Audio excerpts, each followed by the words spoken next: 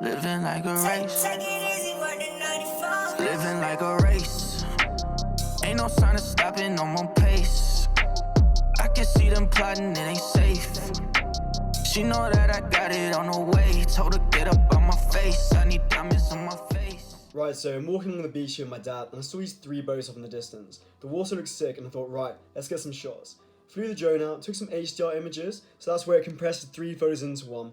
Put it into Lightroom, and here we go. I corrected the exposure just a little bit, I increased the sharpness, and I didn't even need to touch the contrast, but I was really happy with how these images came out, and hoping to get more like this in the future.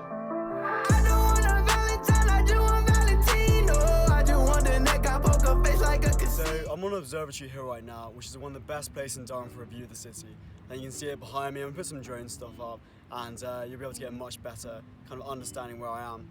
Literally, St. Aidan's College is about 100 meters that way, where I was in first year. But yeah, I'm gonna put some footage here of it in the snow, and some with mountain boarding.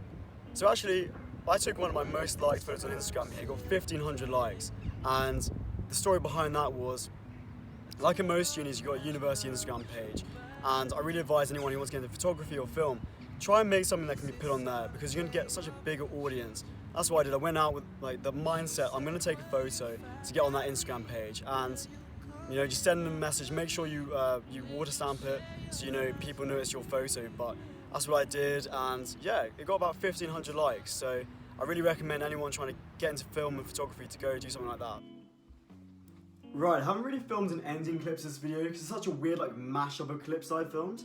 But I hope you guys really enjoyed it. If you did, hit the like button. It might actually encourage me to make more than one video every 3 months. And yeah, comment below what you'd like to see in future episodes, and we'll see what happens. Alright, see you guys soon.